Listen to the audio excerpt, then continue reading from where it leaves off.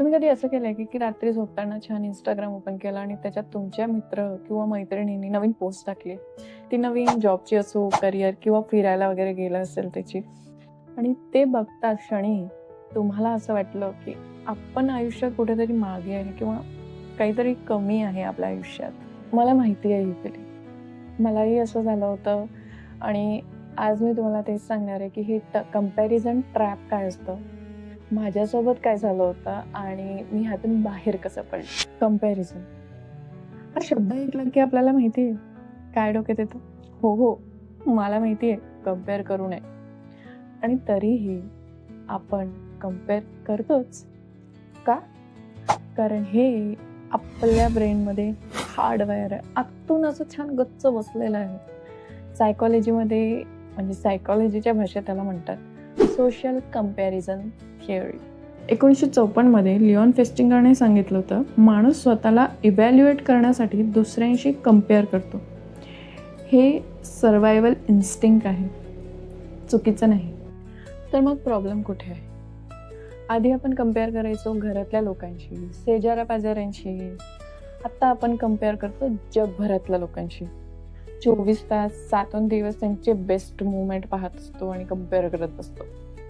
तुम्हीच विचार करून बघा, आपण आपलं बिहाइंड द सीन त्यांच्या हायलाईट रीलशी कम्पेअर करतो. हे खरंच फेअर आहे का? मला आठवतं माझ्या एका मैत्रिणीने पोस्ट केलं होतं. तिला मस्त जॉब लागला होता, छान पॅकेज मिळालं होतं आणि एक नवीन शहरात नवीन सुरुवात झाली होती तिची. आणि मी पण त्याच्यावर कमेंट केलं की wow, congratulation, I am so happy for you. पण मग आतून सतत प्रश्न सुरू झाले की मी कुठे आहे अजून? मी काय केलं यावर्षी? माझ्यात काही कमी आहे का? मग ती पूर्ण रात्र ओव्हर थिंकिंग आणि स्क्रोलिंग मध्ये गेली माझी. मग ही जेलसी होती का? नाही, ती होती इनसिक्युरिटी. माझ्याच मनात माझ्याच बद्दल असलेली इनसिक्युरिटी. ते एक पोस्ट एक कारण होतं ती इनसिक्युरिटी बाहेर येण्याचं. आणि हेच आहे कंपॅरिझन ट्रॅप. दुसऱ्यांचं जे सक्सेस असतं ना, ते आपल्याला दुखवत नाही. आपल्याबद्दलची आपल्या मनात जी अनसर्टनिटी असते ना, ते आपल्याला जास्त दुखवत असते. आता तुम्हाला एक सत्य सांगते, आपण जे इंस्टाग्रामवर पोस्ट बघतो किंवा फेसबुकवर पोस्ट बघतो, वॅकेशनचे पोस्ट किंवा कोणाला छान प्रमोशन मिळालं आहे त्याचा पोस्ट, कोणाचं रिलेशनशिप खूप मस्त सुरू आहे त्याचे पोस्ट, ते त्यांचं पूर्ण आयुष्य असतं का? नाही. ते त्यांनी त्यांच्या आयुष्यातले काही मुमेंट्स निवडून तिथे पोस्ट केलेले असतात. ते त्यांचं बिहाइंड द सीन नाही आहे किंवा ते त्यांचं पूर्ण आयुष्य नाही आहे. मला एक गोष्ट सांगा, त्या वेकेशनच्या मागे किती स्ट्रेस होता तुम्हाला माहिती आहे का? नाही. त्या प्रमोशनच्या आधी किती रिजेक्शन्स आले तुम्हाला माहिती आहे? नाही. त्या परफेक्ट कपलमध्ये काय होतं काय नाही किंवा किती भांडणं होतात जे सगळ्यांमध्ये होतात ते तुम्हाला माहिती आहे का? नाही. आपण सगळे क्युरेटेड व्हर्जन दाखवतो सोशल मीडियावर. मीही दाखवते, तुम्हीही दाखवत असाल, पण त्या क्युरेटेड व्हर्जन सोबत तुमचं रॉ अनफिल्टर व्हर्जनशी कम्पेअर करणं हे काय फेअर आहे का? तुम्हीच विचार करा ना. आणि तरीही आपण रोज हेच करतो आणि रोज स्वतःला कम्पेअर करत बसतो. आता मी पर्सनली काय केलं ते मी तुम्हाला सांगते. कुठली थेअरी नाही किंवा लेक्चर नाही, माझं पर्सनल एक्सपिरियन्स तुम्हाला सांगते की मी काय केलं जे माझ्या कामात आलेलं आहे. पहिली गोष्ट मी हे केली की सोशल मीडिया वापरण्याची पद्धत चेंज केली. म्हणजे मी कोणाला अनफॉलो वगैरे नाही केलं, पण ज्या अकाउंटमुळे मला असं इन्स्पायर झाल्यासारखं वाटायचं ना, ते अकाउंट मी ठेवले.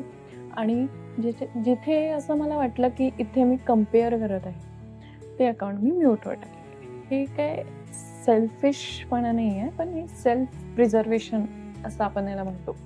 दुसरी गोष्ट मी हे केली की स्वतःला रोज एक छोटासा सिंपल क्वेश्चन विचारला की कालच्या तुलनेत मी माझ्या कालच्या तुलनेत 1% तरी आज बेटर आहे का?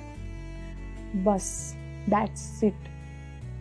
कम्पेअर करायचं आहे तर स्वतःशी करायचं, इतरांशी नाही. तिसरी गोष्ट मी अशी केली की कंपॅरिझनला सिग्नल सारखे वापरायला लागली. म्हणजे एखाद्या व्यक्तीची आपण पोस्ट बघितली तर त्यातून आपल्याला काय हवंय नेमकं? म्हणजे त्याचा जॉब चांगला लागला तर आपल्याला चांगला जॉब हवाय का? फायनान्शियल फ्रीडम, स्टेबिलिटी काय हवंय का ह्याच्यातून आपल्याला? तर कंपॅरिझन आहे ना, जी-पी-एस सारखं असतं. ते तुम्हाला सतत सांगत असतं, की हां, हे हवंय. तर इन्स्टेड ऑफ त्या व्यक्तीशी आपलं तुलना करून स्वतःला वाईट वाटून घेण्यापेक्षा किंवा स्वतःची व्हॅल्यू कमी करण्यापेक्षा स्वतःला एम्पॉवर करून त्या गोष्टीकडे लक्ष द्यायचं आणि त्या गोष्टीवर काम करायचं, की मला फायनान्शियल फ्रीडम हवी आहे, तर मी ह्या गोष्टीवर काम करेल, लाइक दॅट. तर ह्या जे सिग्नल्स आहेत ना, ते इग्नोर करू नका. त्यापेक्षा त्यावर काम करा.